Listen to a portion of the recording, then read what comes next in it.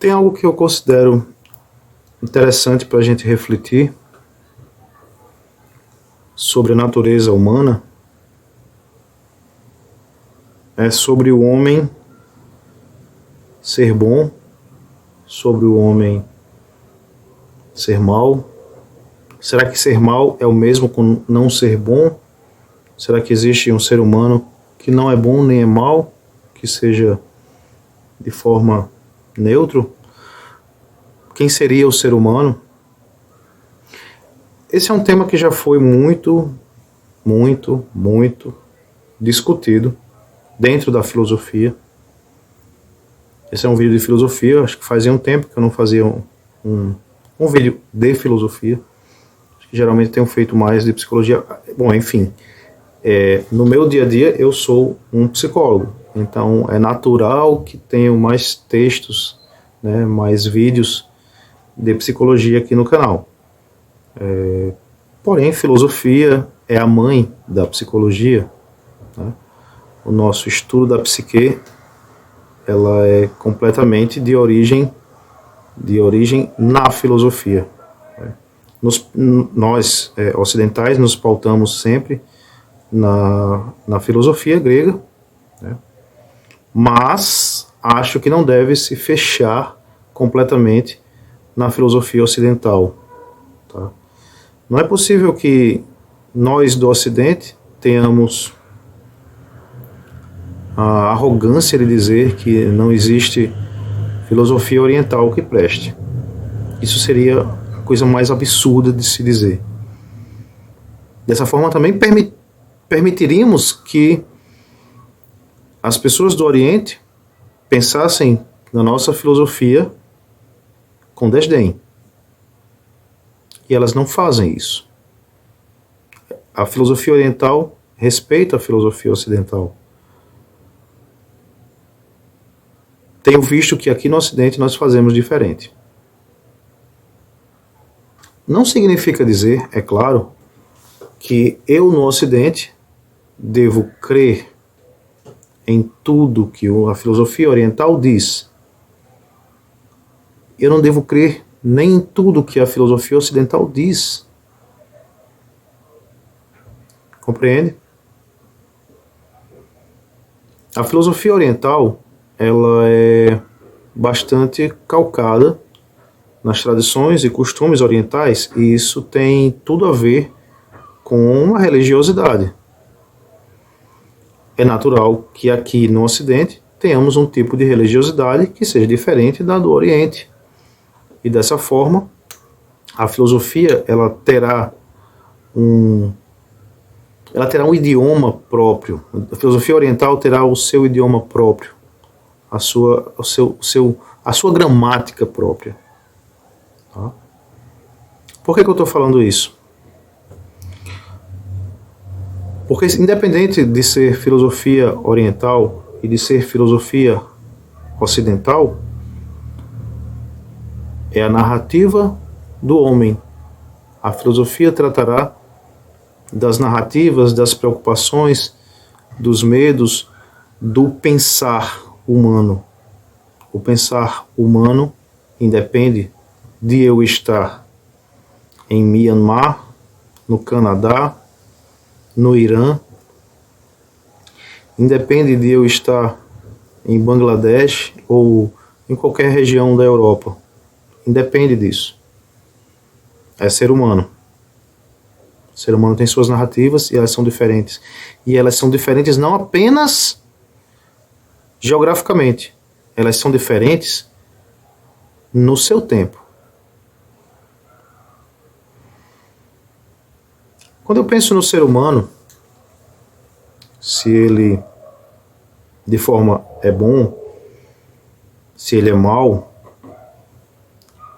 a gente sim termina tendo que falar um pouquinho sobre religião também. Quando para nós, ocidentais, que vivemos em um ambiente construído pelo cristianismo, falamos que o homem foi criado à imagem e semelhança de Deus, por isso ele seria puro, por isso ele seria livre, e assim o pecado o corrompeu, eu já estou dando a resposta de que o homem, na sua natureza, é bom. O homem, na sua natureza, veria perfeito de fábrica, pois teria sido fabricado por alguém perfeito. Mas corrompeu-se, buscou o fruto, seja como você quiser pensar nesse fruto, o fruto que seja da sabedoria, o fruto do conhecimento.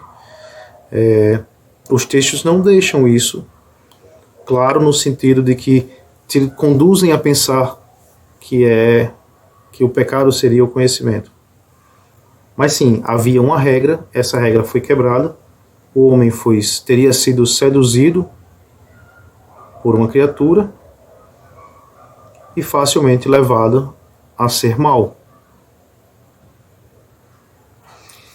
Dessa forma, isso bate muito bem com o que diz o filósofo Rousseau, que o homem seria bom em sua natureza, mas que a civilização, que todo o seu entorno o corromperia.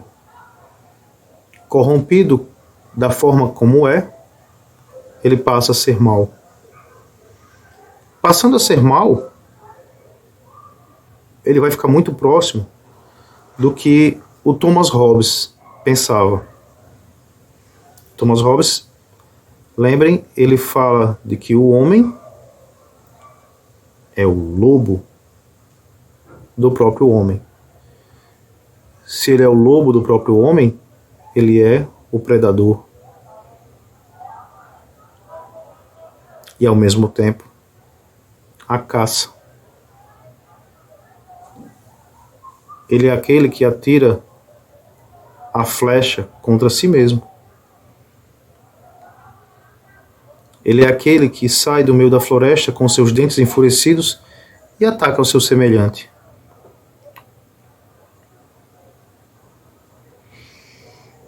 Nada mais atual de se pensar o ser humano e a sua agressividade é falar, por exemplo, sobre as guerras. Eu não estou falando das guerras que acontecem agora. Eu estou falando das guerras que aconteceram desde sempre. Por diversos motivos, o homem guerreia. O homem é agressivo e diz que é agressivo porque é bom, diz que é agressivo porque quer restaurar a ordem, e ele usa a violência para encontrar a paz. Dessa forma, ele é o lobo do próprio homem. Eu tenho um amigo que até brinca com isso. Ele disse, imagine nas sociedades dos lobos, não é? Algum lobo deve dizer que o lobo é o homem do próprio lobo. Eu fiquei pensando, caramba, isso deve ser muito mais agressivo do que o homem é o lobo do próprio homem. Se o lobo é o homem do próprio lobo, disse, meu Deus, vocês estão comparando o animal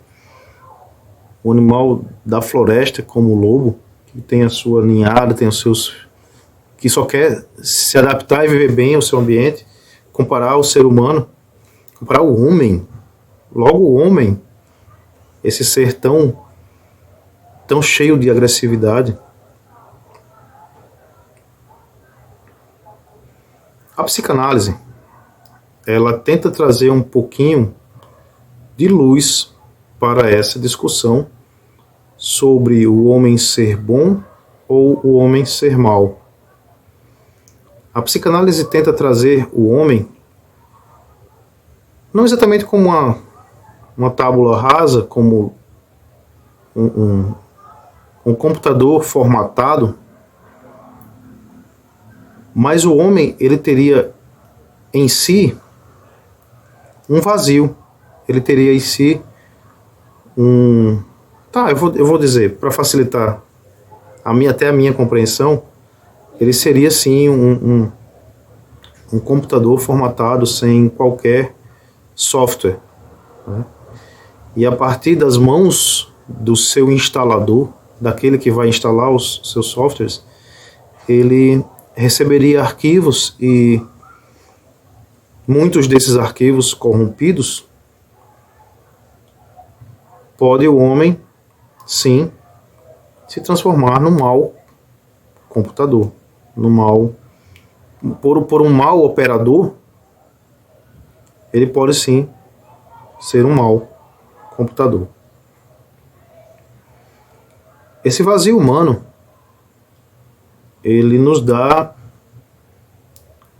uma liberdade. Se compreendermos que o ser humano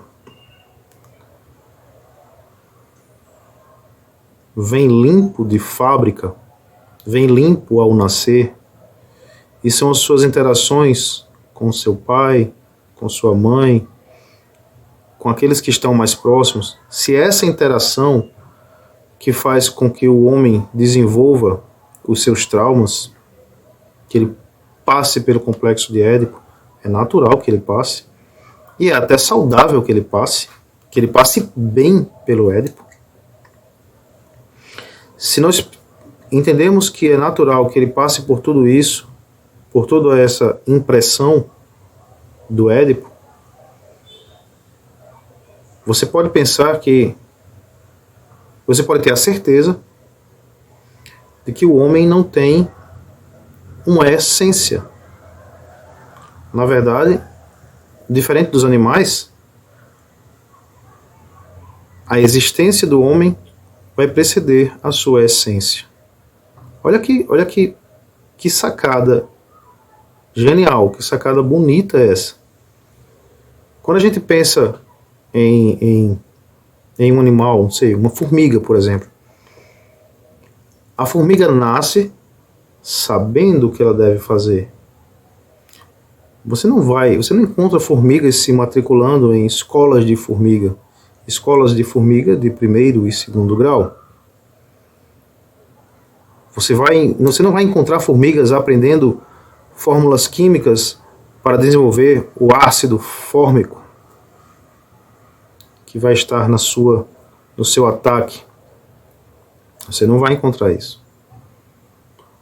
Porque a formiga já nasce sabendo o que ela deve fazer.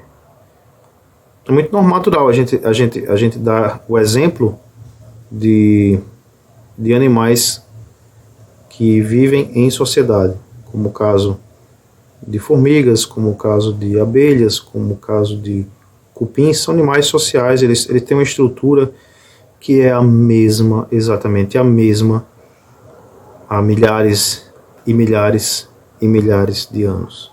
Se você pegar formigas dos tempos do Império Romano, a sociedade das formigas do Império Romano vai ser exatamente a mesma da sociedade das formigas de hoje. As abelhas do Neolítico se comportam exatamente igual às abelhas de hoje. Porque a essência da abelha é ser abelha. O que é a abelha? É aquela criatura que protege a sua colmeia, protege a sua rainha, que vai buscar nas flores o sustento da sua sociedade, vai produzir mel. Entende? Tem que dizer, a abelha dá mel. Não, ela não dá mel para ninguém. A gente é que vai lá tirar, a gente, o urso, sei lá, quem mais gosta de mel.